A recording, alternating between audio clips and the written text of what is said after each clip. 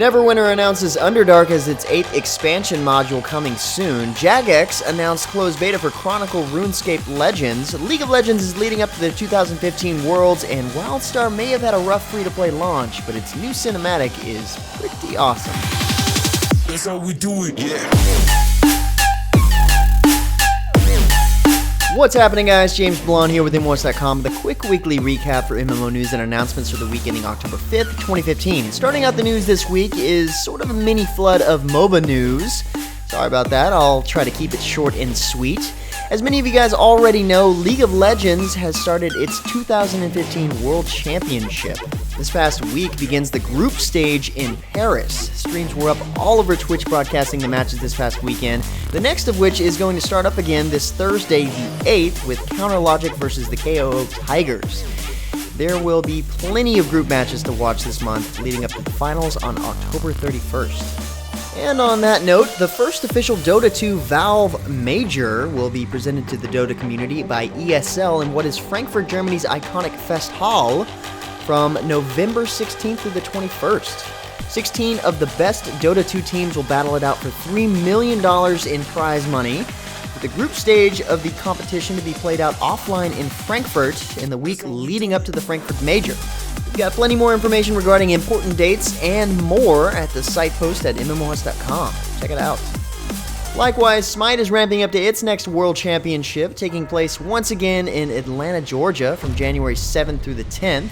In doing so, Hi-Rez has now started up the 2016 Odyssey, which allows players to collect limited-time items in-game over a special 14-week adventure, just like they did last year. This time, they've started out with this crazy Cuckoo skin for Kukulkan. As players purchase these limited-time rewards, the money spent in the Odyssey goes towards the World Championship prize pool. Now, Hi-Rez has decided to do something a little different this year with its prize pool. They've actually capped it at a certain amount, around the $1 million mark. Now, the reason they've decided to do this is they believe that top-heavy prize pools have harmed esports in the past because it stagnates the growth of newer teams, because if most of the same teams keep winning the large prize pool every year, they essentially become a superpower and stay that way, with the newer upcoming teams not actually seeing any of the money. So now, most of the sponsored teams in the Smite Pro League have a team treasure chest within the game that supports them specifically, in the same way that Odyssey is designed to crowdfund the huge prize pool at the end. Players and fans can buy these chests directly or get them randomly. Either way, money is contributed to those teams. Quite a bit of money.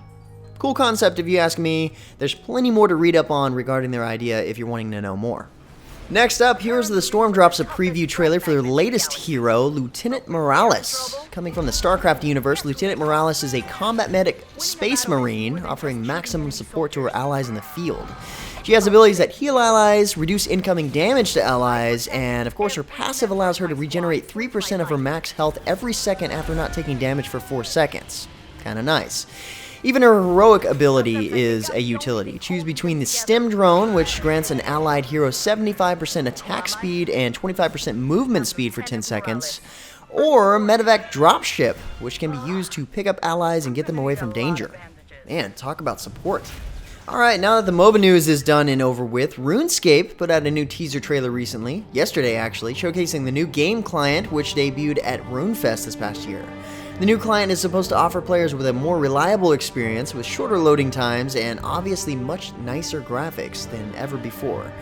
The new version will be accessible by everyone using the current Java client and be much faster, giving you better draw distances, better lighting effects, shadows, and water, which in my opinion looks the best. We'll probably see the new client later on this month or next month. Until then, keep your eye out at MMOHuts.com for any new details that become available. And speaking of RuneScape, Jagex released a new closed beta trailer for Chronicle RuneScape Legends, a new collectible card game featuring classic characters and other icons from RuneScape. You might remember me referring to it as RuneScape Hearthstone. Chronicle will have over 270 unique cards at the beginning of the closed beta, with new ones being added along the way. New card packs work similar to Hearthstone. They can be earned for free by winning games, opening chests, and completing daily quests. Closed beta begins this November sometime, and you can sign up starting now at rschronicle.com. Next up, WildStar officially launched into its free-to-play form last week with a really awesome new cinematic launch trailer you see playing here. If you haven't had the chance, you should definitely check it out. I mean, What else are you going to do while you wait in queue? Okay, so the launch wasn't anywhere close to as smooth as the new trailer is. In fact, there's been problem after problem affecting both the North American and European servers. Anything from server lag to character login loops.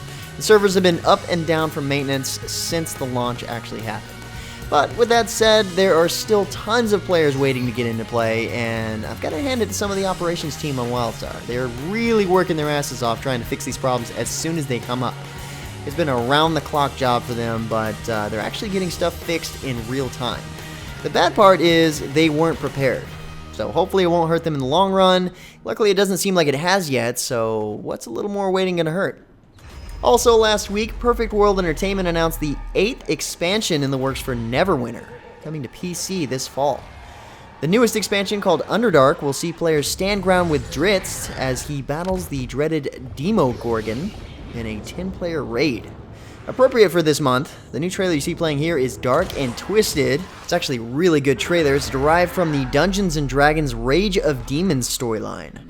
Prior to the new in-game 10-player battle, players will take part in a special quest line written by R.A. Salvatore, the famous novelist known for the Dungeons & Dragons novels.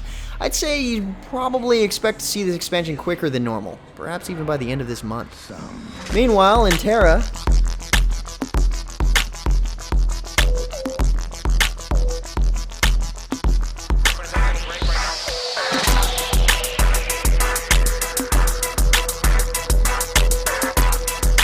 don't even think that needs to be explained. Moving on.